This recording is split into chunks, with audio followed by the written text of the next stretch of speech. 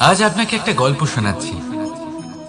একদিন এক ব্যক্তি নিজের দ্বারে লিখে দিলেন, আজ আমি ভীষণ দুঃখী, আজ আমার সাথে কেউ দেখা করতে আসবেন না। কিছুক্ষণ পরে তার এক বন্ধু এলো, সে সেই লেখা পড়ল, তাও গিয়ে তার সাথে দেখা করল। সে বলল, আমি লেখাপড়া জানি না, কিন্তু আমার বন্ধুর মনের এই বেদনা, এটা আমাকে সবসময় ডাক দেয়। এরাই হলো আসল বন্ধু। কোনো কারণে আপনি যদি দুঃখ পান, কোনো সমস্যার সমাধান না বের করতে পারেন, এই সংসার থেকে আলাদা হয়ে যেতে চান, তাও এই বন্ধু আপনার সাথেই থাকবে। সমস্যার সমাধান না দিতে পারলেও আপনার সম্বল হয়ে অবশ্যই থাকবে। হয়তো আপনার দুঃখ কম করতে পারবে না, কিন্তু আশার আলো অবশ্যই দেখাবে। যখন আপনি সংসারের থেকে আলাদা হয়ে যান, তখনও আপনার সাথে যুক্ত থাকে আপনার এই বন্ধু, আসল বন্ধু। এবারে আমরা মানুষেরা বড়ই বিচিত্র। তারা সব সময় যে কোনো, আর আমার সাথে প্রসন্ন হয়ে বলুন, রাধা রাধা। আমাদের মধ্যে বহু মানুষ মাঝে মাঝে নিজেকে অকর্মণ্য মনে করি, ভেবে নিই যে এত চেষ্টা করার পরেও কিছুই পেলাম না, আর হয়তো পরেও কিছুই পাব না। আর সেই জন্য নিজের জীবনের সমস্ত বোঝা অন্য কারোর কাঁধে চাপিয়ে দিই, নিজের ওপরে বিশ্বাস হারিয়ে ফেলি। কেন বুঝতে পারেন না এই কথাটা? যে যতক্ষণ না পায়ে কোনো কাঁটা ফুটবে, ব্যক্তি কি করে বুঝতে পারবে যে এরপর থেকে নিচে তাকিয়ে চলতে হবে? সূর্যকে নিজে জ্বলতে হয় যাতে বাকিদের প্রকাশ দিতে পারে সে। রাতের অন্ধকারের সাথে লড়াই করার জন্য চন্দ্রিমাকে আকাশে একা উজ্জ্বল হতে হয়। নদী নিজের যাত্রা কি করে করে, নিজের পথ কি করে নির্মাণ করে? সে পাথরের সাথে লড়াই করে তা বানায়। যদি স্বয়ং আপনি নিজের সাহায্য করতে অক্ষম হন, তাহলে নিশ্চিতভাবে আপনার এই জীবন ব্যর্থ হয়ে যাবে। তাই মনে রাখবেন, এই সংসারে নিজের জীবনের ভার নিজের কাঁধেই বহন করতে হয়। অন্যের কাঁধের ওপর শুধুমাত্র পরলোক যাত্রা হয়। সেই জন্য এই সংসারে জীবিত সেই যে আত্মনির্ভর।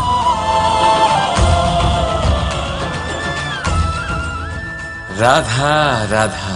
সময়, কথায় বলে সময়ের পূর্বে কিছুই হয় না। প্রতিটা ঘটনার একটা সময় থাকে। সময়ের আগে না সূর্যোদয় হয় আর না সূর্যাস্ত হয়। সময়ের পূর্বে গাছে না ফুল ফোটে না ফল ধরে। কিন্তু একটা কথা ভেবে দেখুন, যদি বর্ষা আসার আগে কৃষক ভূমিকে না প্রস্তুত করে, বীজ রোপণ না করে, তাহলে কি ফসল ফলবে? যদি কোনো যোদ্ধা যুদ্ধের পূর্বে নিজের অস্ত্রের ধার না দেয়, তাহলে সে যুদ্ধ কি করে লড়বে?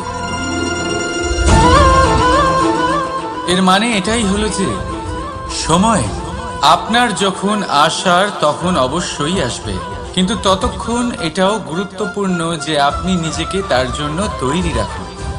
কারণ এই সুযোগ, এই কথাটা শুনতে যত ছোট, এটা আসেও ততটা কম সময়ের জন্য, তারপর চলেও যায়। এবার যদি সুযোগ আপনার হাতে আসে আর আপনি তার জন্য তৈরি না থাকেন, তাহলে আপনি সাফল্য কি করে পাবেন? তাই আপনি সঠিক সময়ের জন্য অপেক্ষা করুন, সেই সুযোগের জন্য অপেক্ষা করুন, কিন্তু ততক্ষণ নিজের চেষ্টার দ্বারা নিজেকে আরো সক্ষম করে তুলুন। কারণ সাফল্য আপনার জন্য অপেক্ষা করছে, শুধু আপনি তার জন্য তৈরি থাকুন। রাধা রাধা। কথা মানুষের পাওয়া সবচেয়ে অদ্ভুত উপহার। এই কথাই মানুষকে এই সংসারের সমস্ত প্রাণীর থেকে ভিন্ন করে তোলে, সংসারের সবচেয়ে উপরে নিয়ে যায়। এই কথার কারণেই আমরা একে অপরের সাথে ভাব আদান প্রদান করি। আমি আমার মনের ভাবনা অন্য কাউকে ব্যক্ত করতে পারি, অন্য কেউ তাদের ভাবনা আমাকে ব্যক্ত করতে পারে। এই কথাই আমাদের সবচেয়ে বড় ঢাল।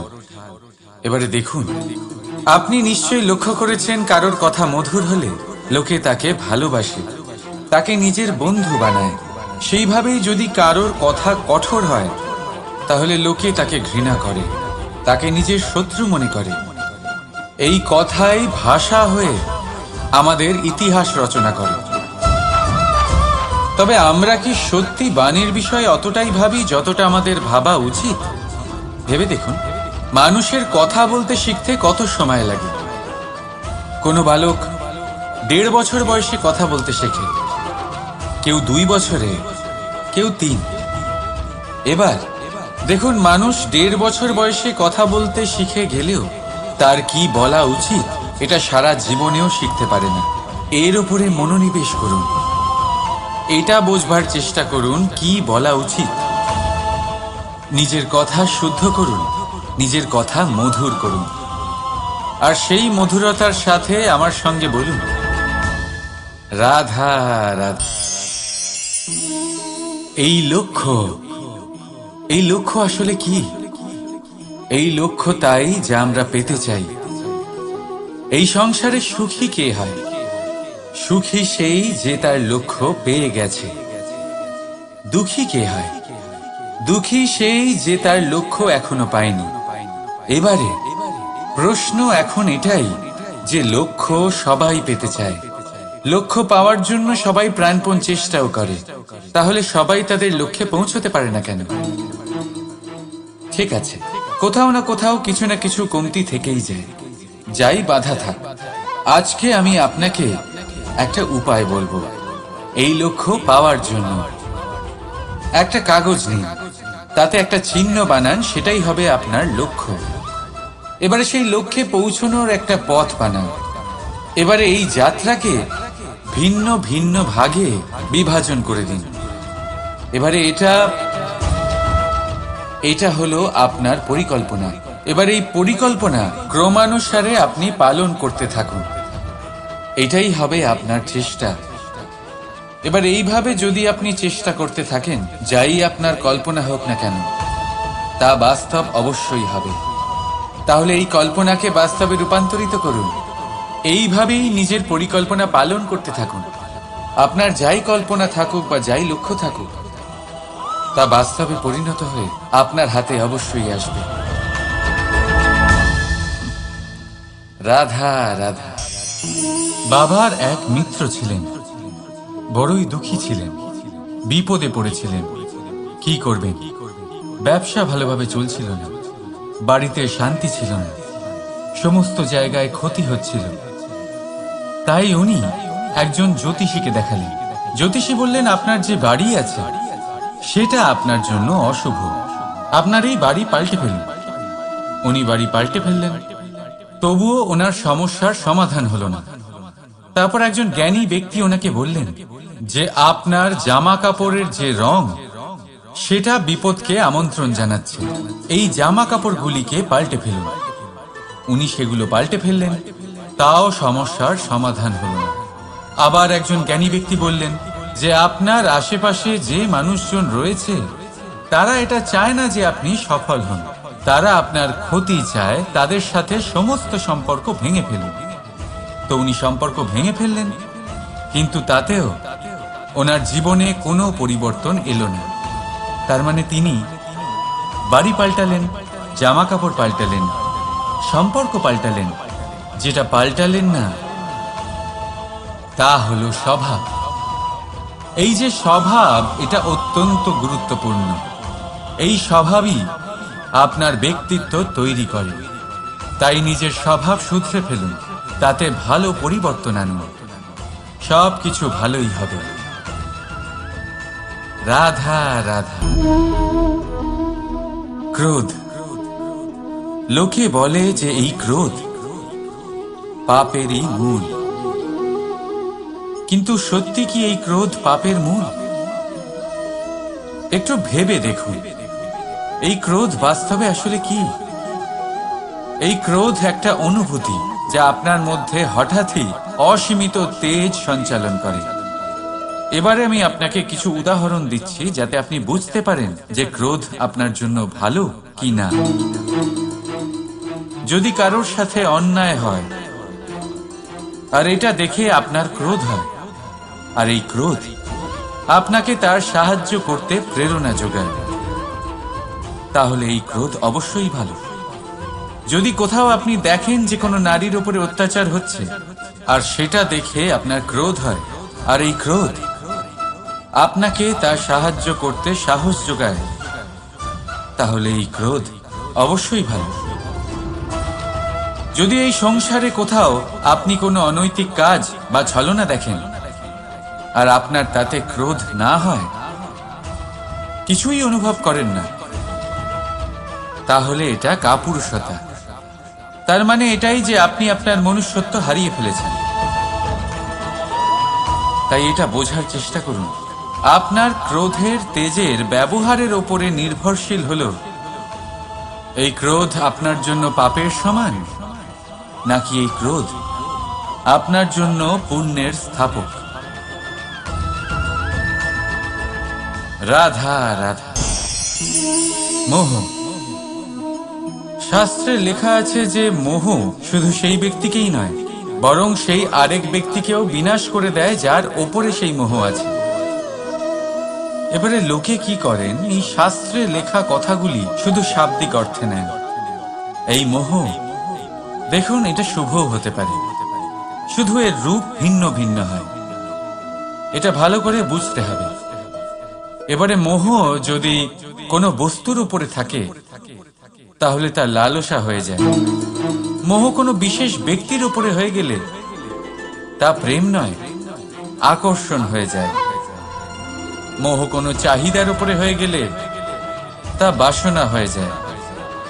মোহ বিজয়ের উপরে হয়ে গেলে তা কুণ্ঠা হয়ে যায়। মোহ নিজের সংস্কৃতির উপরে হলে আপনাকে সংস্কৃতির রক্ষক বানায়। যদি এই মোহ নিজের গুণের উপরে হয়, তাহলে সেই শিল্প দ্বারা আপনি এই সংসারে অদ্ভুত সব কাজ করতে পারবেন। এবারে এটা আপনার উপরে নির্ভরশীল যে এই মোহকে আপনি সৃজনের আধার বানাতে চাইবেন নাকি বিনাশের অস্ত্র বানাতে চাইবেন। ভেবে দেখুন, সিদ্ধান্ত আপনার। রাধা রাধা। অভিমান, আত্মসম্মান, অহংকার, দেখতে গেলে এই তিনটি শব্দ ভিন্ন ভিন্ন, কিন্তু এর মূল আধার একই, আত্মসম্মান। এবার যদি কথা বলি আপনার শরীরের, আপনার সংস্কৃতি, আপনার সম্পর্কে, তাহলে অভিমান থাকা স্বাভাবিক। এবার যদি কথা বলি আপনার ব্যক্তিত্ব নিয়ে, আপনার আদর্শ নিয়ে, আপনার বিচারধারা নিয়ে, তাহলে আত্মসম্মান হলো একটা গুণ। যদি এইভাবে বলা হয় যে আমি এই কার্য কারোর সাহায্য ছাড়া, সহযোগিতা ছাড়াও করতে পারি, তাহলে এটা আত্মসম্মান, আর এটা সঠিক। যদি এভাবে বলা হয় যে আমি এই কার্য কারোর সাহায্য ছাড়াই বা কারোর সহযোগিতা ছাড়াই করে ফেলেছি, তাহলে এটা অভিমান, এটাও সঠিক। কিন্তু এই কার্য শুধুমাত্র আমিই করতে পারি আর কেউ নয়, এটা অহংকার। তাহলে এই শব্দ এবং তার অর্থ বোঝার চেষ্টা করবে, জীবন ধারণের এক নতুন পথ খুঁজে পাবে। রাধা রাধা। সংসারে প্রত্যেক ব্যক্তি কোনো না কোনো রূপে ঈশ্বরকে মানে।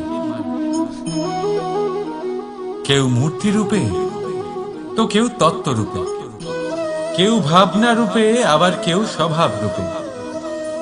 কেউ নিজের মধ্যে পরমাত্মা খোঁজে, আবার কেউ অন্যের মধ্যে। কারোর কাছে জ্ঞানই পরমাত্মা। সংসারে প্রত্যেক মানুষই কোনো না কোনো রূপে তার ঈশ্বরকে পেয়েই যান।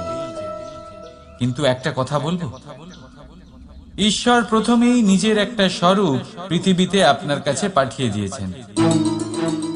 সেই স্বরূপ হলো আপনার মাতা, আপনার মা, সেই মা যিনি আপনাকে জন্ম দিয়েছেন।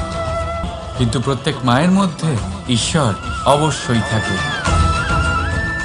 রাধা রাধা। আপনি নিশ্চয়ই দেখে থাকবেন যে প্রদীপের নিচে অন্ধকার থাকে। যে প্রদীপ সংসারকে আলোকিত করে সেই প্রদীপের নিচেই অন্ধকার। এবারে অনেক মানুষ আছে যারা এই বিষয়টা এইভাবে দেখে যে ব্যক্তি নিজের সমস্যার সমাধান করতে পারে না আর গোটা সংসারকে উপদেশ দেয়। কিন্তু এইটা দেখার আরো একটা দৃষ্টিভঙ্গি আছে, আর সেটা হচ্ছে যে স্বয়ং জ্বলে সংসারকে আলোকিত শুধু সেই করতে পারে যা রাধার বড়ই শীতল হয়। এই সংসারের পথপ্রদর্শক সেই হতে পারে, এই সংসারকে দিশা সেই দেখাতে পারে যার মধ্যে সন্তোষ। রাধা রাধা। এই প্রদীপ দেখতে পাচ্ছেন আপনি, নিজেও জ্বলে আর এই বাতিকেও জ্বালিয়ে রাখে, আর এই সংসারকে প্রদান করে প্রকাশ। অন্ধকারাচ্ছন্ন ব্যক্তিকে প্রদান করে আশার আলো। কিন্তু এটা কখনো ভাবে না যে সেই মাটি কেমন হবে যা দিয়ে এটা তৈরি করা হয়েছে, সেই কুমোর কেমন হবে যে একে আকার দিয়েছে। ভাবে না যে একে কিনেছে তার বাড়ি কেমন হবে, তা কতটা সুসজ্জিত। কিচ্ছু নয়, শুধু এই সংসারকে তৈরি করুন। রাধা রাধা। এই সংসারে প্রত্যেক ব্যক্তি বড় কিছু করতে চায়, এমন কিছু যা এই সংসারে কেউ আগে কখনো করেনি। এমন জায়গায় পৌঁছতে চায় যেখানে এর আগে কেউ কখনো পৌঁছতে পারেনি, আর কেউ কেউ এতে সফলতা অর্জন করে। কিন্তু কিছু মানুষ অসফল হয় কেন? এটাই আমার প্রশ্ন। না তো তাদের ইচ্ছেতে কোনো কমতি থাকে, না কমতি থাকে তাদের চেষ্টায়। তাহলে কেন এরা পিছিয়ে পড়ে? এর উত্তর বড়ই সরল। এই সংসার। আপনাদের বলি কিভাবে। আপনারা সকলে সংসারে মহান কাজ করতে চান, সেই মান সেই সম্মান পেতে চান যা এর আগে কেউ কখনো পায়নি। কিন্তু আপনার সমস্যা এটাও যে এই কাজে সংসার আপনার সাথে থাকছে না। বড়ই অদ্ভুত ব্যাপার। দেখুন, ভুলে যান গোটা সংসারকে, জীবনে একা একা এগিয়ে চলুন। গঙ্গোত্রী থেকে যখন একটি জলের ফোঁটা বেরোয় তখন সেটা শুধু এক বিন্দু জল। তারপরে যখন সে তার যাত্রা শুরু করে অন্য জলের ফোঁটার সাথে মিশে, তখন সে স্রোতে পরিণত হয়, গঙ্গাতে পরিণত হয়। যদি আপনি জীবনে এগোতে চান তাহলে একলা এগোতে শিখুন, নির্ভীক হয়ে, সাহসের সাথে, ধনাত্মক চিন্তা নিয়ে জীবনে এগিয়ে চলুন, একা এগিয়ে চলুন। আর দেখবেন সেই মান, সেই সম্মান আপনার জন্যই অপেক্ষা করে আছে। রাধা রাধা। কর্ম। মানুষ সর্বদা কর্ম করতে থাকে, আর এই কর্মের জন্যই সে মান, সম্মান, ধন, প্রতিষ্ঠা লাভ করে। এবার মানুষ সবসময় চেষ্টা করে যাতে সে ভালো কর্ম করে যায়।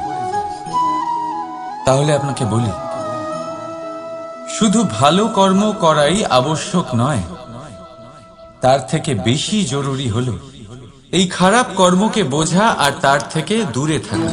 কারণ যখনই আপনি কোনো সঠিক কাজ করেন বা ভালো কাজ করেন, কেউ তা মনে রাখে না।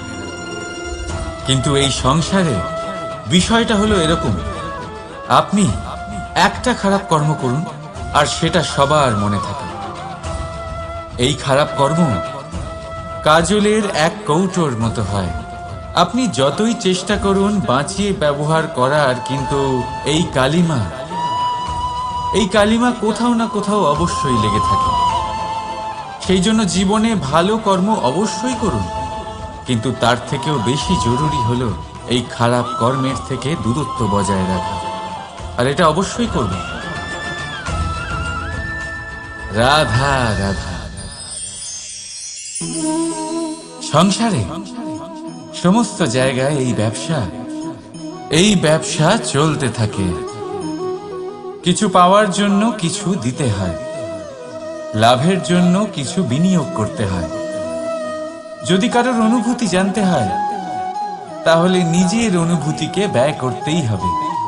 এবার দেখুন না, কারোর আসল চেহারা যদি জানতে হয় তাকে স্বাধীনতা দিয়ে দেখুন।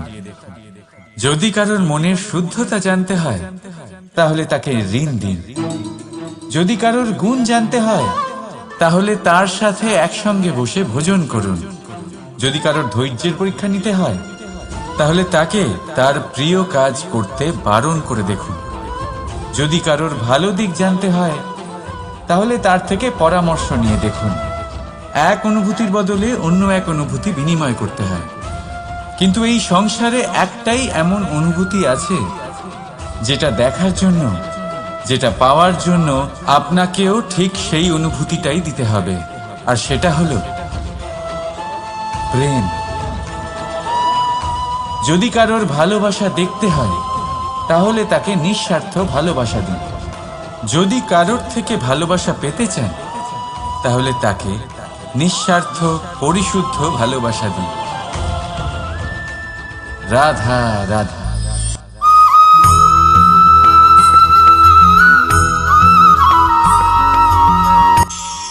আমাদের জীবনে যখনই আমরা কোনো বড় দায়িত্বের সম্মুখীন হই তখন আমরা তার থেকে দূরে পালাই, আর এই অজুহাত দিই যে না না, এত বেশি ভার বহন করার যোগ্যতা আমার নেই, আমি করতেই পারবো না। দেখুন, এই সংসারে ভিন্ন ভিন্ন ধরনের গাছ আছে, ছোট গাছ, বড় গাছ, কিন্তু বটগাছের মতো বড় এবং নিবিড় গাছ আর একটাও নেই। সে নিঃস্বার্থভাবে এই সংসারকে সেবা করে যায়, ছায়া প্রদান করে, শীতলতা প্রদান করে। আর যখন এমন সময় আসে যখন তার ওপর বোঝা অত্যন্ত বেড়ে যায়, সে কিন্তু কোনোভাবেই ভেঙে পড়ে না।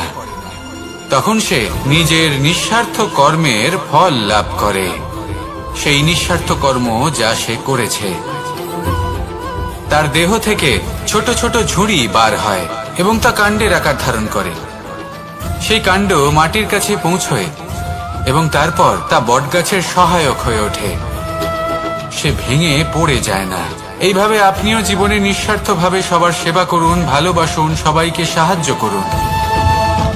যেদিন আপনার ওপর বোঝা অত্যন্ত বেড়ে যাবে সেদিন এই সব মানুষ আপনাকে সাহায্য করার জন্য আসবেন, আপনার শক্তি হয়ে উঠবেন, আর আপনি বটগাছের মতোই মহান এবং বিশাল হয়ে উঠবেন।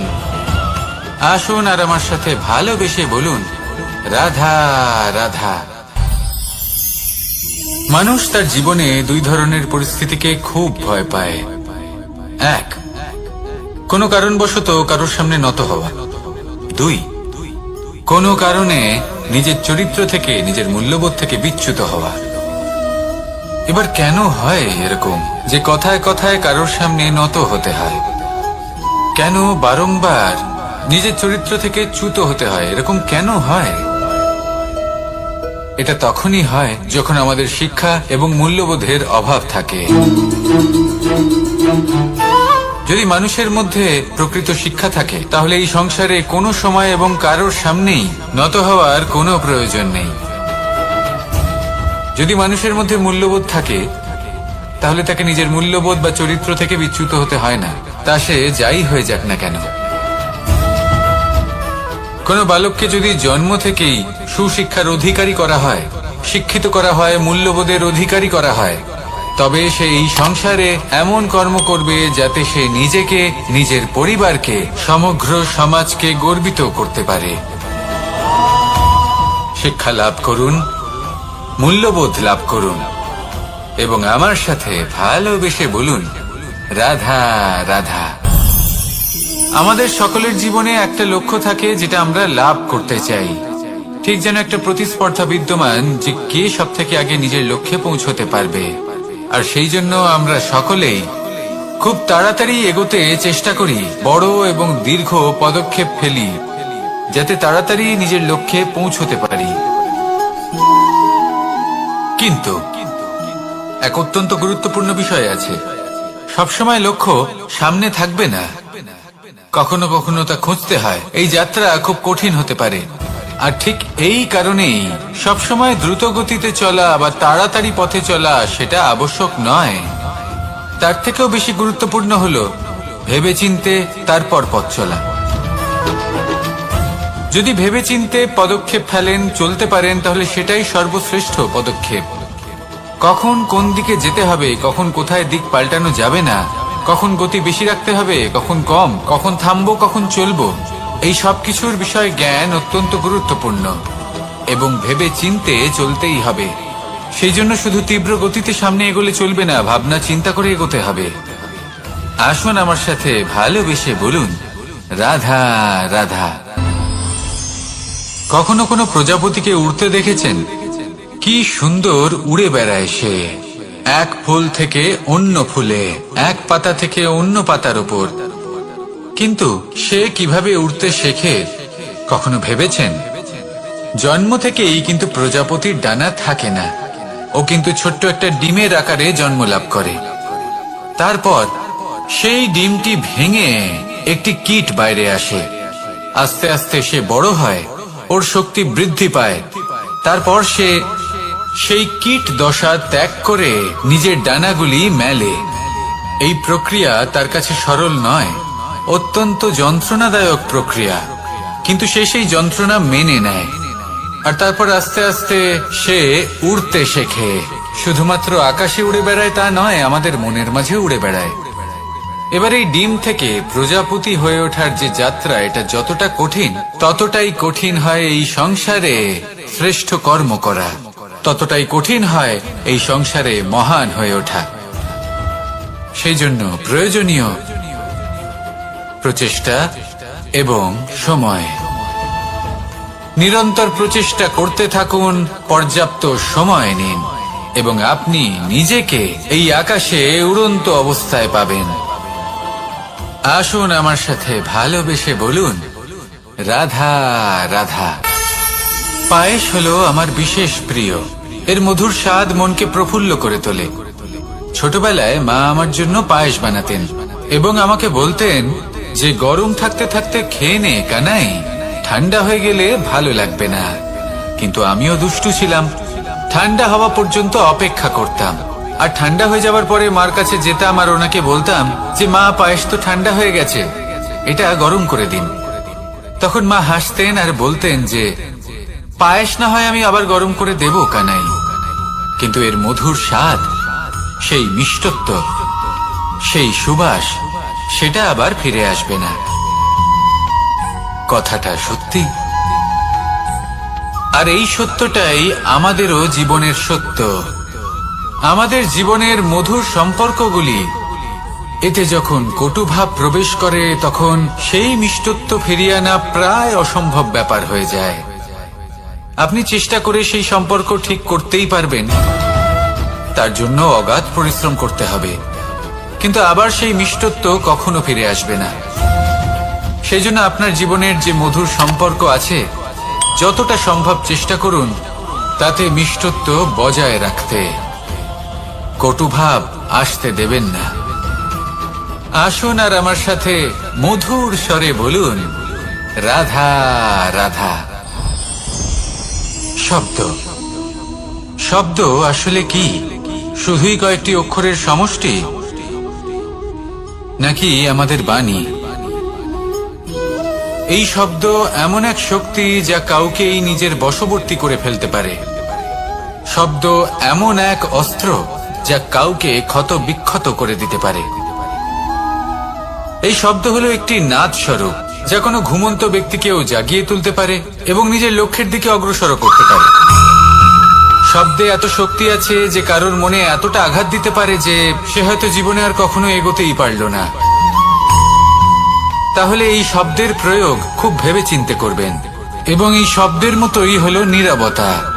অনেক সময় এই নীরবতা আমাদের সহায়ক হয়ে ওঠে, অনেক সময় এটা আমাদের অনুশোচনাকে অনেক বেশি বাড়িয়ে তুলতে পারে। ভীষ্ম পিতামহ, অঙ্গরাজ কর্ণ, যখন দ্রৌপদীর বস্ত্রহরণ হচ্ছিল তখন এনারা নীরব ছিলেন। দুর্যোধনের বিরোধিতা করেননি, ওকে বাধা দেননি। আর তারপর কি হলো সেটা আপনারা সকলে জানেন। দেখতে গেলে নীরবতা চুপ করে থাকা, কিন্তু যদি কোনো দুষ্টের সামনে চুপ করে থাকেন, যদি তার বিরোধিতা না করতে পারেন, তাহলে এই নীরবতাই অনেক বড় পাপের আকার ধারণ করে। মনে রাখবেন আর আমার সাথে ভালোবেসে বলবেন, রাধা রাধা। আভূষণ, কার না ভালো লাগে এই আভূষণ? আমরা পরিশ্রম করি, ধন অর্জন করি, আর আভূষণ কিনে থাকি, কখনো নিজের জন্য, কখনো বা তাদের জন্য যাকে আমরা ভালোবাসি, বা তাদের জন্য যাকে আমরা সম্মান করি। হয়তো সেই জন্যই সীতা চূড়ামণি ধারণ করেছিলেন এবং আমি সামন্তকমণি। কিন্তু এটাই কি সেই প্রকৃত আভূষণ যা আপনার মূল্য বৃদ্ধি করে? না। শ্রীরামের আভূষণ হলো ওনার নম্র ভদ্র ব্যবহার। মাতা সীতার আভূষণ হলো ওনার সততা, ওনার নিষ্ঠা, ওনার ত্যাগ। অর্জুনের আভূষণ ছিল ওনার একাগ্রতা। রাধার আভূষণ ওনার প্রেম। এই আভূষণ কোথাও নেই, আপনার মনে আছে। যদি আপনার মনে মিষ্টতা থাকে, তা শান্ত হয়, তাতে সততা থাকে, নিষ্ঠা থাকে এবং প্রেম থাকে, তাহলে আপনার অন্য আর কোনো আভূষণের কোনো প্রয়োজন নেই। আপনি যতই ভিড়ের মাঝে থাকুন, আপনার ঔজ্জ্বল্য চোখে পড়বে। আসুন আর আমার সাথে ভালোবেসে বলুন, রাধা রাধা। এই সংসারের সবথেকে বড় সত্যি হলো জন্ম এবং মৃত্যু, কিন্তু আরো বড় একটা সত্য আছে, মিত্র এবং শত্রু, যা আমাদের সকলের জীবনে থাকে। মিত্র সে যে আমাদের সঙ্গ দেয় এবং সংসারের সবথেকে উঁচু শিখরে আমাদের নিয়ে যায়, এবং শত্রু সে যে যে কোনো মুহূর্তে যে কোনো শিখর থেকে আমাদের নিচে ফেলে দিতে পারে। এবার বিচিত্র ব্যাপার হলো এটাই যে আমরা নিজেরাই এদের সাথে নিয়ে চলি, নিজেরাই এদের পালন করি। তা কি করে? প্রথমে বুঝুন এই মিত্র এবং শত্রু কারা। আপনার নিজের মন, আর কেউ নয়। এই মনই হলো মিত্র।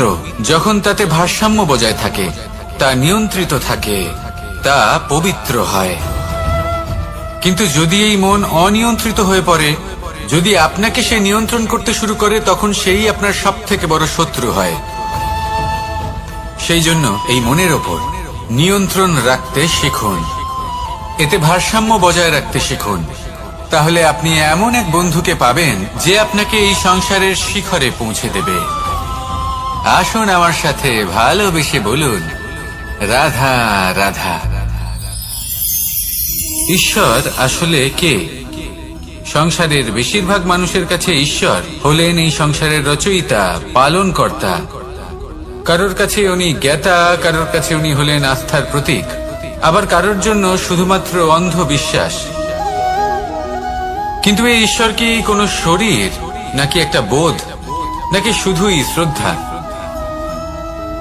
ঈশ্বর হলেন তিনি যিনি হলেন আপনার ইষ্ট। সেই জন্যই তো গুরু, মাতা, পিতা এনাদেরও ঈশ্বরই বলা হয়েছে। যাদেরকে আমরা ঈশ্বর বলে মনে করি, যারা আমাদের ইষ্ট, তারা আমাদের একটি পথ দেখান, একটি দিকে চালিত করেন। সেই পথে চলে আপনি শুভ কর্ম করতে পারেন। আর যখন কোনো ব্যক্তি তার ঈশ্বরের আদেশ পালন করেন, তখন সে নিজে থেকেই শুভ পথে অগ্রসর হয়ে যান। বেশ কয়েকজন মানুষ ঈশ্বরের উপর আস্থা রাখেন এবং ভাবেন যে অনুচিত কোনো কাজ করা উচিত নয়, ঈশ্বর দেখছেন। ওনারা ভয় পান যে কোনো অনুচিত কর্ম করলে কে জানে তার পরিণাম কি হবে। এমন অনেক ব্যক্তি রয়েছেন যারা ঈশ্বরকে বিশ্বাস করেন এবং জানেন যে ঈশ্বর তাদেরকে দেখছেন, তাই যে যে শুভ কর্ম ওনারা করেছেন তার ফল তারা অবশ্যই পাবেন। এবার আপনি ভয় পেয়ে ঈশ্বরকে বিশ্বাস করবেন, নাকি বিশ্বাসের দ্বারা ঈশ্বরকে বিশ্বাস করবেন, সেই সিদ্ধান্ত আপনারই। কিন্তু হ্যাঁ, যদি আপনার মনে ঈশ্বরের জন্য কোনো স্থান থাকে, যদি আপনার কোনো ইষ্ট থাকেন, যদি আপনি কাউকে ঈশ্বর মনে করেন, যার প্রত্যেক আদেশ আপনি পালন করে থাকেন, তাহলে বলি, ঈশ্বর কখনো আপনাকে অনুচিত পথে চালিত করবেন না। আসুন আমার সাথে ভালোবেসে বলুন, রাধা রাধা। এই সংসারে ভিন্ন ভিন্ন ধরনের গাছ আছে, অসংখ্য ধরনের প্রজাতি আছে। কিছু গাছ পাতা দিয়ে থাকে, কিছু ফুল, কিছু ফল। কেউ ছায়া প্রদান করে, কেউ শীতলতা প্রদান করে, কেউ নিজেকে খুব কষ্ট দিয়ে এই সংসারের বিকাশে সহায়ক হয়ে ওঠে। কিন্তু এই সবার মধ্যে একটা বিষয় কিন্তু সমান, এরা প্রত্যেকেই পাতা ছাড়া, ফুল ছাড়া, ফল ছাড়া জীবিত থাকতেই পারে, কিন্তু কোনো বৃক্ষই শিকড় ছাড়া বেঁচে থাকতেই পারে না। এটাই হলো রাধার। ঠিক সেইভাবেই আমাদের জীবনে শক্তি হোক, ধন হোক বা সাফল্য হোক, আমাদের বা আমাদের পরিবারের প্রসন্নতাই হোক, এই সব কিছুর আধার হলো, সবকিছুর মূল হলো পরিশ্রম। তাই জীবনে চিরকাল পরিশ্রম করতে থাকুন। যদি আপনি জীবনে মহান হবার পথে অগ্রসর হতে চান, তাহলে পরিশ্রম করুন। এই পরিশ্রম দ্বারাই নিজের পরিবারকে প্রসন্ন করুন, নিজের বন্ধুদের প্রসন্ন করুন, এই সমাজকে গর্বিত করুন। আসুন আমার সাথে ভালোবেসে বলুন, রাধা রাধা। এই সংসারের সব থেকে বড় রোগ কোনটা?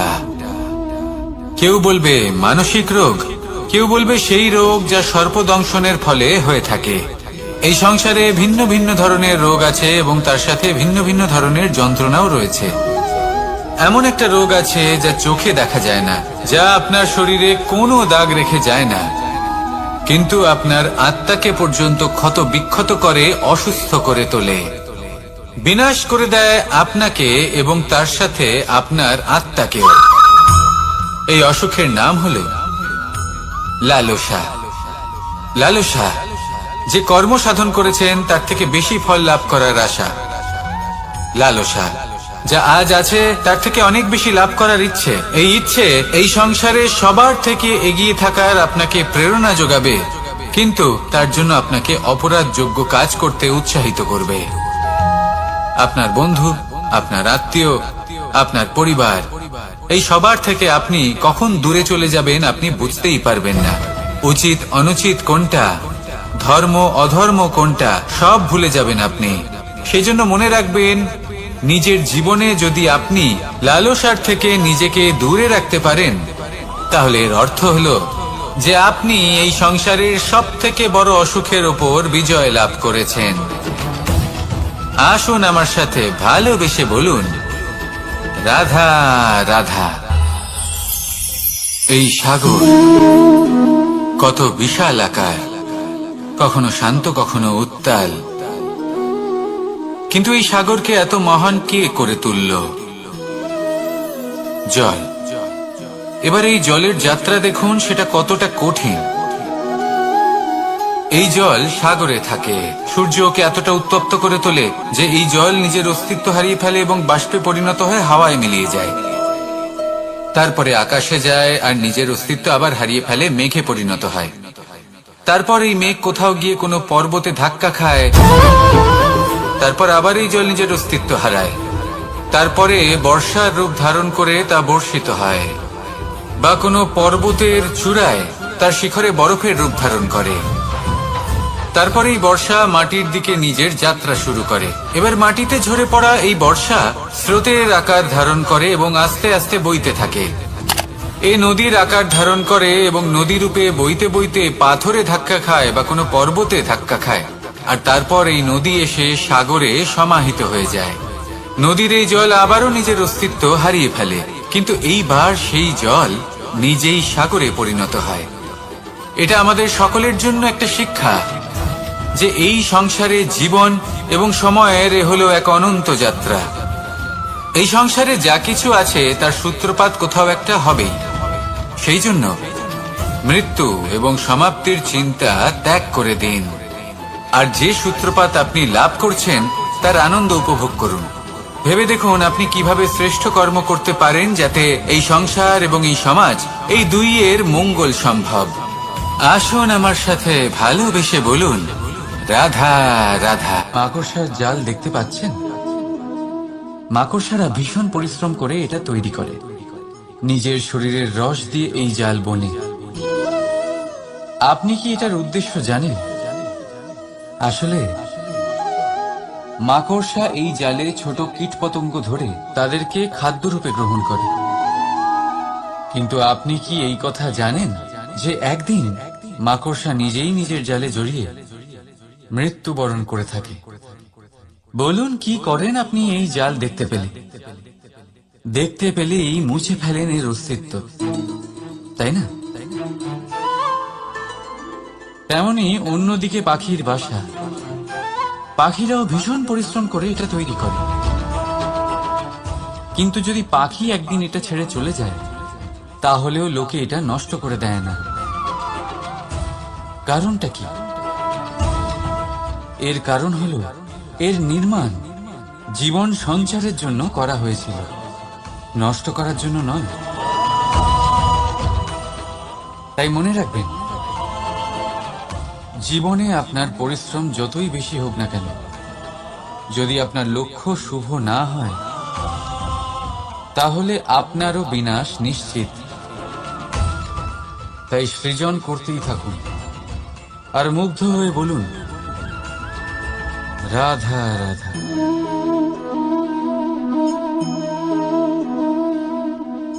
আপনার কি মনে হয় আমি কি করছি? আপনি বলবেন আমি প্রদীপ জ্বালাচ্ছি। সঠিক। কিন্তু প্রশ্ন হচ্ছে যে আমি কি আপনাকে বলেছি যে একে প্রদীপ বলা হয়? না। এই প্রদীপ কি নিজেই নিজের পরিচয় আপনাকে দিয়েছে? না। তাহলে আপনি কি করে জানলেন যে একে প্রদীপ বলা হয়? উত্তর হচ্ছে, করবে যে লোকে আপনাকে প্রদীপ ভেবে ভালোবাসবে, নাকি সাপ ভেবে ভীত হয়ে থাকবে। রাধা রাধা। সময় কত বিচিত্র হয়। সময় আমাদের পক্ষে থাকলে আমরা নিজেদের রাজা মনে করে নিই, আর সেই সময় যদি বিপক্ষে চলে যায়, তাহলে নিঃস্ব হতে সময় লাগে না। তাই মানুষের একটা অভ্যেস আছে, খারাপ সময়ের জন্য কিছু সঞ্চয় করা। আত্মীয়, বন্ধু খারাপ সময় পাশ থেকে সরে যায়।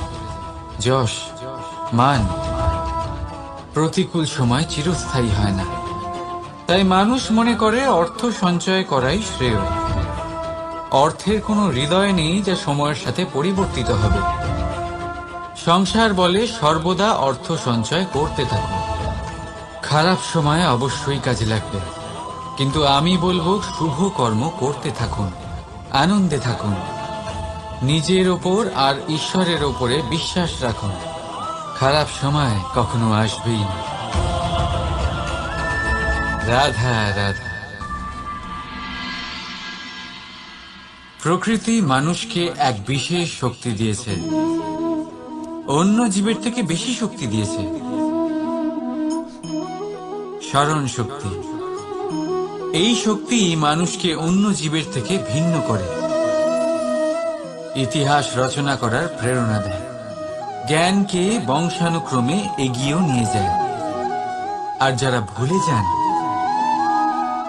অধিকাংশ সময় তারা উপহাস আর দয়ার পাত্র হয়ে যান। কিন্তু এটাই কি প্রকৃত রূপে সত্য? না। এই স্মরণ শক্তি মানুষের বিকাশের সব থেকে বড় বাধা হয়ে দাঁড়ায়। তার মনকে দূষিত করে দেয়।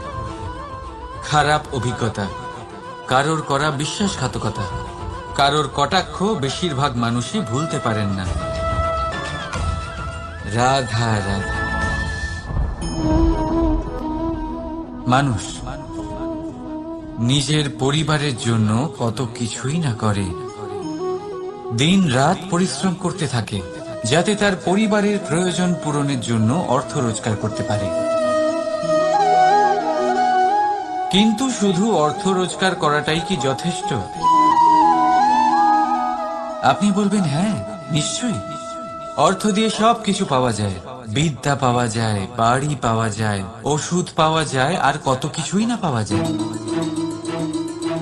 এইসব একটা পর্যায় পর্যন্ত সঠিক, কিন্তু একটু মন দিয়ে ভেবে দেখুন, যখন কোনো শিশু অসুস্থ হয়ে পড়ে তখন সে ওই তিক্ত ওষুধ কেন খেয়ে নেয়? এই জন্য কারণ ওর পিতা সেই ওষুধ অর্থ দিয়ে কিনেছে? না, বরং এই জন্য কারণ তার পিতা যে তার সামনে দাঁড়িয়ে, তার ওপরে তার বিশ্বাস আছে। বিশ্বাস আছে যে উনি তার কিচ্ছু হতে দেবেন না। এই বিশ্বাস, এই সংস্কার, এই শিক্ষা কখনো অর্থ দিয়ে পাওয়া যায় না। এটা পাওয়া যায় সেই সময় থেকে যা মাতা পিতা তাদের সন্তানের সাথে কাটিয়েছেন। তাই জীবনে অর্থ অবশ্যই উপার্জন করুন, কিন্তু নিজের পরিবারকেও সময় দিন, আনন্দ পাবে। রাধা রাধা। বিরোধিতা এমন এক শব্দ যা শুনে আমরা সবাই ভয় পেতে থাকি। যদি কেউ আমাদের বিরোধিতা করে তা আমাদের সহ্য হয় না।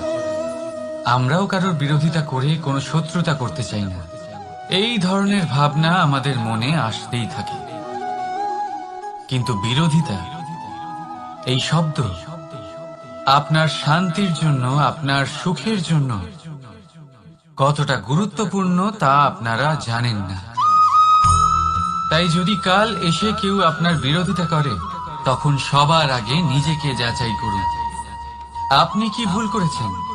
আপনার দোষ কি? নিজের মধ্যে কি ত্রুটি আছে সেটা বোঝার চেষ্টা করুন, নিজেকে সংশোধন করার চেষ্টা করুন, তারপর দেখুন বিরোধিতার এই আগুন আপনাকে স্বর্ণ থেকে কুন্দন বানিয়ে তুলবে। বলা হয় এই সংসারে খারাপ বেড়েই চলেছে, কিন্তু তার কারণ এ নয় যে খারাপ মানুষ বেড়ে চলেছে। তার কারণ হলো যে ভালো মানুষ, যাদের ভালো চিন্তা, ভালো বিচারধারা আছে, তারা খারাপের বিরোধিতা করতে পারেন। যদি আপনার সম্মুখে কোনো খারাপ কর্ম হয়, তাহলে তার বিরোধিতা করতে সংকোচ করবেন না, কারণ বিরোধিতার এই আগুন মন্দকে পিছুপা হতে অবশ্যই বাধ্য করে। রাধা রাধা। জীবনে আপনি এরকম মানুষও দেখবেন যারা এটা বলে, ভাবে, নিজেকেও বলে যে উনি সেই এমন ব্যক্তি যার মতো আমি হতে চাই। ঠিক আছে, কারোর থেকে প্রেরণা নেওয়াটা কোনো ভুল নয়, কিন্তু কখনো কখনো এই প্রেরণা গুরুত্বহীন হয়ে যায়, আর আমরা শুরু করে দিই সেই ব্যক্তিকে নকল করতে। এখানেই থেমে যায় আমাদের উন্নতি। এবারে দেখুন, সংসারে শত কোটি রঙের ফুল আছে, কিন্তু তারা কখনো একে অপরকে নকল করে না। সময়কে ব্যবহার করুন নিজের অস্তিত্ব নির্মাণ করার জন্য, কারণ কারোর ছায়া হওয়ার থেকে ভালো আপনি কারোর জন্য প্রেরণা হয়ে উঠুন। রাধা রাধা। আমরা সকলে পাথুরে রাস্তা এড়িয়ে চলি, কারণ এই পথের পাথর আমাদের যাত্রা আরো কঠিন করে তোলে, আমাদের পা আহত করে দেয়। কিন্তু একটা গুরুত্বপূর্ণ কথা আমরা ভুলেই যাই, এই কঠিন পথে না শুধু আমাদেরকে নিজেদের দুর্বলতার সাথে পরিচয় করায়, বরং আমাদের শক্ত হওয়ার প্রেরণাও দিতে থাকে। সময়ের সাথে ঠিক এমনটাই হতে থাকে।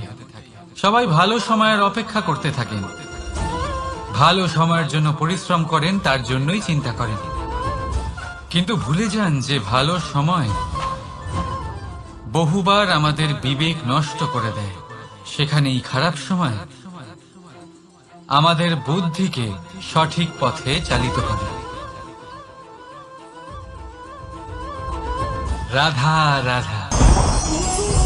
ঘোড়াকে যতই প্রশিক্ষণ প্রদান করুন, তার মুখে লাগাম তো পরাতেই হবে। একজন ভালো চালক সেই ঘোড়ার লাগাম মাঝে মাঝে টেনে ধরে, তাকে সঠিক পথে চালিত করতে, যাতে সেই ঘোড়া দিকভ্রান্ত না হয়। এবার একটু ভাবুন, ঠিক এরকমই হয় আমাদের মন।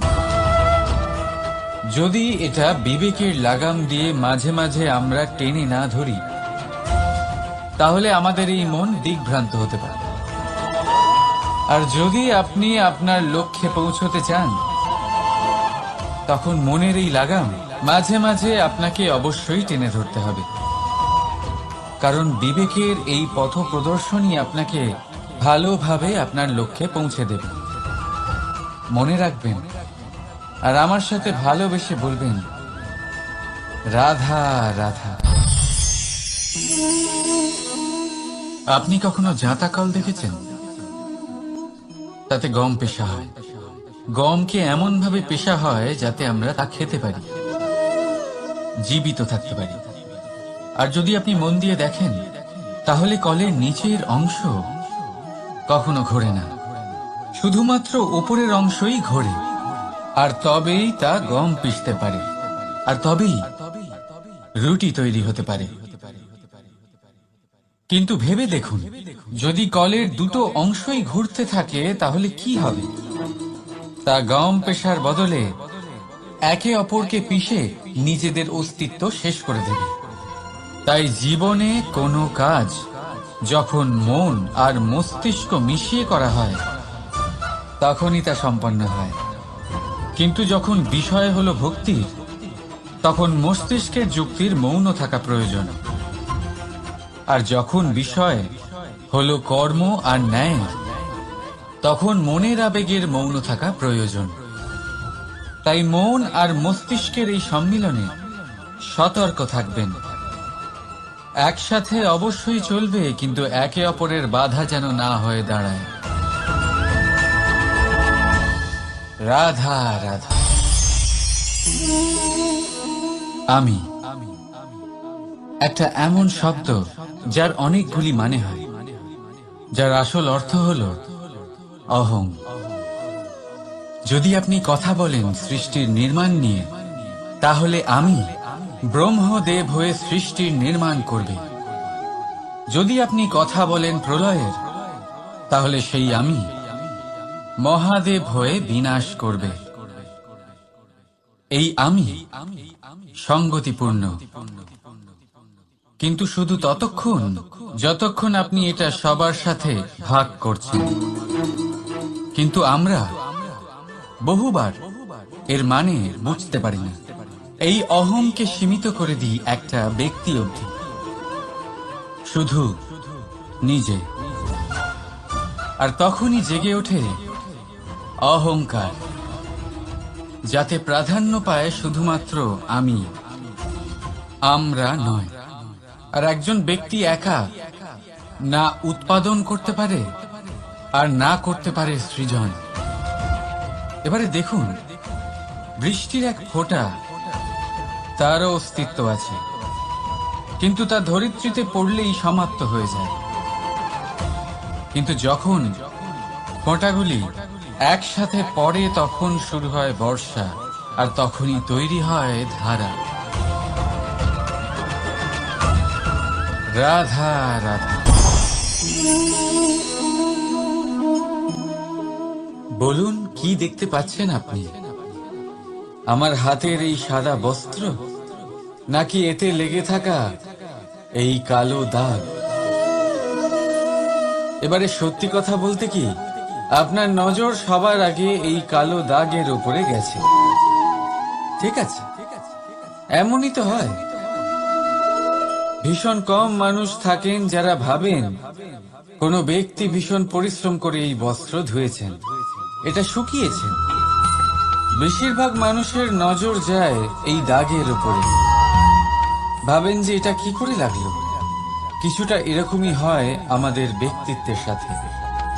আমাদের শুভ কর্মের উপরে আমাদের একটা খারাপ কর্ম ভারী মনে হয়। এবারে ভাবুন, যদি আমি চন্দ্রের কথা বলি, তাহলে তার শীতল আলো দেখার পূর্বে তার কলঙ্ক লক্ষ্য করেন, সেই চাঁদে লেগে থাকা কালো দাগ দেখে নেন। সেই জন্যই বিশেষ করে যারা শুধুমাত্র শুভ চিন্তা করেন আর উপকারী কর্ম যারা করেন তাদের আমি বলবো সাবধানে থাকবেন, কারণ আপনার একটা খারাপ কর্ম চিরকালের জন্য উদাহরণ হয়ে দাঁড়াবে। রাধা রাধা। সাফল্য। যদি আপনাকে জীবনে সাফল্য পেতে হয় তাহলে আপনি একাধিক মানুষ পাবেন যারা একাধিক উপায় বলবে আপনাকে সাফল্য পাওয়ার। দীর্ঘ সময় ধরে পরিশ্রম, চেষ্টা, নির্ধারণ, নিষ্ঠা এই বিষয়ে ভাষণ দিতে থাকবেন। একাধিক রকমের উদাহরণ আপনার সামনে তুলে ধরবেন। কিন্তু আমার এটা মনে হয় আমরা কেন সেই বিষয়ে কথা বলি না যা মানুষকে অসফল করে তোলে। শুধু দুটো ব্যাপার অসফল হওয়া নিশ্চিত করে।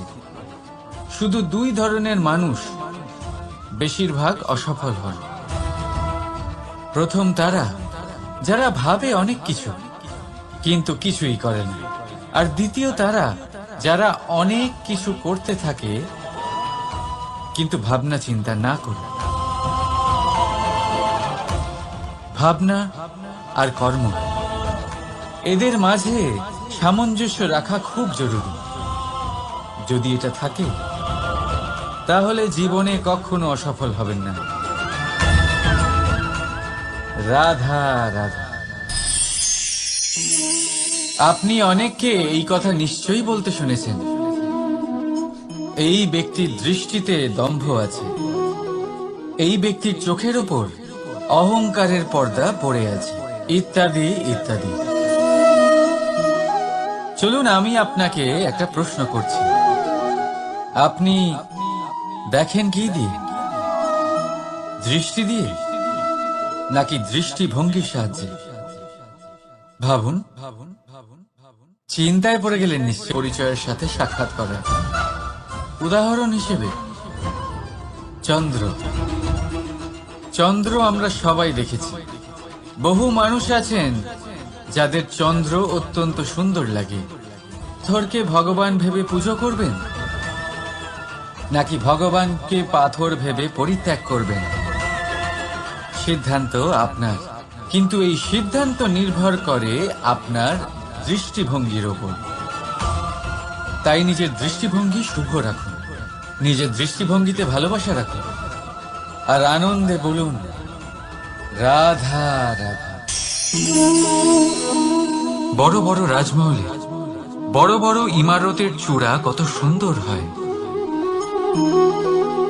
কিন্তু আপনি কি কখনো এই বিষয়ে ভেবেছেন যে এই সুন্দর চূড়ায় পৌঁছতে গেলে আপনাকে পৃথিবীতে পা ফেলতেই হবে? সেই সুন্দর চূড়ায় পৌঁছে দীপ্তি পাওয়ার জন্য আপনাকে একটা কঠিন পথ অবলম্বন করতেই হবে।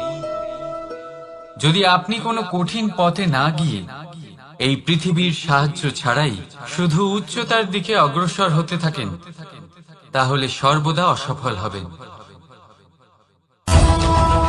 সেই জন্য নিজের স্বপ্ন পূরণের এই যাত্রাতে নিজের পথ কখনোই হারাবেন না, নিজের পথ থেকে সরবেন না। যদি এমন করেন তাহলে তো আপনার স্বপ্ন পূরণ হবেই না, তার সাথে আপনি নিজের পথও হারাবেন। রাধা রাধা। কৌতুক অর্থাৎ হাসি, এটা জীবনে কতটা গুরুত্বপূর্ণ। আমরা সর্বদাই হাসতে চাই, আমরা সর্বদা অন্যের মুখে এই হাসি দেখতে চাই। কিন্তু এই কৌতুক অনেক প্রকারের হয়, আর এই কৌতুকের ভিত্তি কি সেটাও খুব গুরুত্বপূর্ণ। কৌতুক কেবল তখনই পাবেন যখন তা শুদ্ধ মন থেকে আসবে। কৌতুক তখনই পাবেন যখন তা সামনে আর অপমানিত ব্যক্তির মন তিক্ত হয়ে থাকে। তাই মনে রাখবেন যে এই কৌতুক যেন কৌতুকই থাকে, তা উপহাস বা কটাক্ষ না হয়ে যায়। রাধা রাধা। মানুষ এই শব্দের সূচনা হয় মন থেকে, আর সেই জন্যই হয়তো আমাদের এই মন এতটা গুরুত্বপূর্ণ। এবারে দেখুন না, আমাদের মনই সবকিছু চালনা করে। মনই সেই যে কল্পনা করে, মনই সেই যা কল্পনাকে বাস্তবে পরিণত করার জন্য পরিশ্রম করতে আমাদের প্রেরণা যোগায়। মনই সেই যা লোভের জালে জড়িয়ে পড়ে। মনই সেই যা অভিমানের পর্দা দিয়ে ঢেকে যায়। আর এই মনই সেই যা আপনাকে বিনাশের দিকে টেনে নিয়ে যেতে পারে। কিন্তু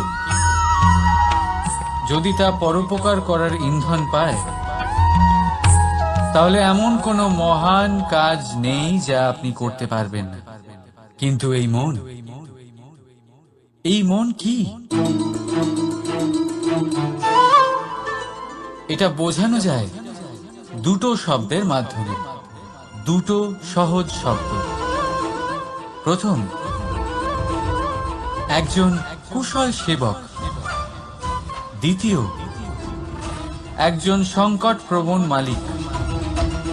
যদি আপনার এই মন আপনার নিয়ন্ত্রণে থাকে, তাহলে সে হলো আপনার সেবক। তাই আপনার অস্তিত্ব আছে। কিন্তু যদি আপনার মন আপনার কর্মের ওপরে নিয়ন্ত্রণ করে, তাহলে এই মন আপনার মালিক, আর তখন আপনার বিনাশ নিশ্চিত। তাই নিজের এই মনকে নিয়ন্ত্রণে রাখুন, কিন্তু ভালোবেসে। আসুন আমার সাথে আনন্দে বলুন, রাধা রাধা। এই সূঁচ দেখতে পাচ্ছেন আপনি? এটা শুদ্ধ লোহা দিয়ে তৈরি। বস্ত্র সেলাই করার কাজে লাগে, অস্ত্রোপচারে কাজে লাগে। কিন্তু আপনি কি কখনো ভেবে দেখেছেন এই সূঁচ কিভাবে তৈরি হয়? লোহার এক বড় অংশকে পিটিয়ে পিটিয়ে টেনে টেনে তাকে পাতলা বানানো হয়। এরপরেই আমরা পেয়ে থাকি সূঁচ। ভাবুন, যদি লোহার টুকরোতে অনর্গল প্রহার করার ফলে একটা লোহার টুকরো সূঁচে পরিণত হয়, তাহলে আমাদের জীবনে অনর্গল চেষ্টা করার ফলে জীবনের সমস্ত অংশকে আমরা কত প্রভাবশালী কাজে পরিণত করতে পারি। শুধু প্রয়োজন দৃঢ় নিশ্চয়তা। তাহলে আসুন আমার সাথে ভালোবেসে বলুন, রাধা রাধা। বিশ্বাস, জীবনে বিশ্বাস কতটা গুরুত্বপূর্ণ। একজন স্ত্রী তার স্বামীর হাত ধরে যে কোনো জায়গায় যেতে পারেন। এর কারণ হলো বিশ্বাস। তার নিজের স্বামীর ওপরে বিশ্বাস আছে। যখন একজন মা তার ছোট বাচ্চাকে কোলে তুলে হাওয়ায় ওঠায়, তখন সেই বাচ্চা ভয়ভীত হয়ে যায় না। তার কারণ হলো বিশ্বাস। তার বিশ্বাস আছে যে তার মা তার কিচ্ছু হতে দেবে না। এক বৈদ্যের দেওয়া ঔষধ সন্তান কিছু না বুঝে শুনেই খেয়ে ফেলে। সেই বৈদ্যের জ্ঞানের বিষয়ে তার কোনো ধারণাই থাকে না। শুধু নিজের পিতার উপরে বিশ্বাস আছে যে তার পিতা তাকে খারাপ কিছুই দেবে না। যখন এই সংসারের প্রতিটা বন্ধন বিশ্বাসের উপরে দাঁড়িয়ে আছে, তাহলে কেন এই বিশ্বাসকে আমরা জীবনে আনতে পারি না? আপনি নিজেই দেখুন, এই বিশ্বাস নিজের জীবনে এনে দেখুন, সবকিছু আরো সুন্দর হয়ে যাবে। তাই ভালোবেসে বলুন, রাধা রাধা।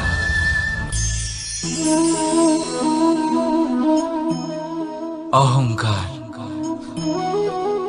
এই শব্দটা সবাই শুনেছেন, বহু মানুষকে আপনি এটা বলতে শুনেছেন যে ওই ব্যক্তির অহংকার আছে, ওই মানুষটির ক্ষমতার অহংকার আছে, ওই ব্যক্তির নিজের রূপ নিয়ে অহংকার আছে, ওই ব্যক্তির নিজের অর্থের অহংকার আছে, ইত্যাদি ইত্যাদি।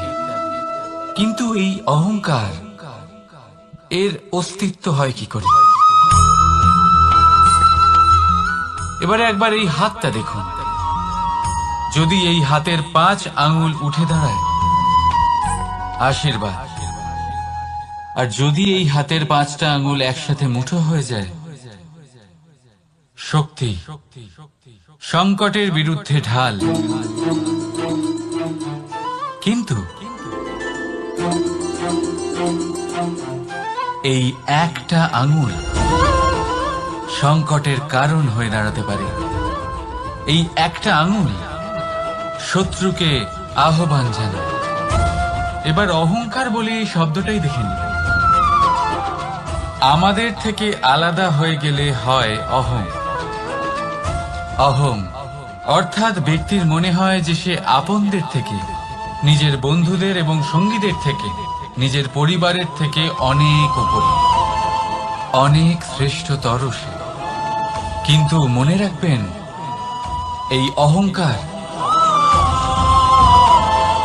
কোন ব্যক্তির অস্তিত্বের বিনাশের প্রথম ধাপ। তাই ঝেড়ে ফেলে দিন এই অহংকারকে, আর বিশ্বাস করুন আমাদের ওপর, কারণ তখনই আপনি শান্তি পাবেন। আর সেই শান্তির সাথেই বলে উঠবেন, রাধা রাধা।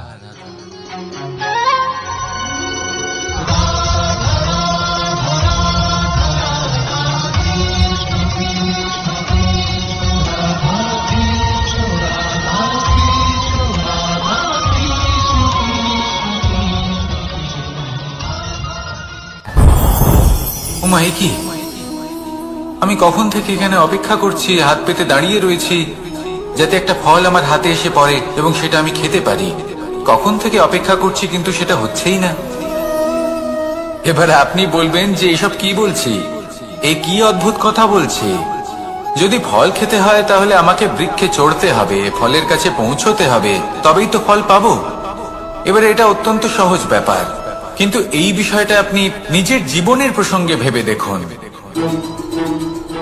লক্ষ্য কোথায় আছে আপনি জানেন, সেই লক্ষ্যে পৌঁছানোর পথ কি সেটাও আপনি জানেন, সেই পথে চলার ক্ষমতাও আপনার রয়েছে, কিন্তু তাও আপনি নিজের লক্ষ্য লাভ করতে পারছেন না।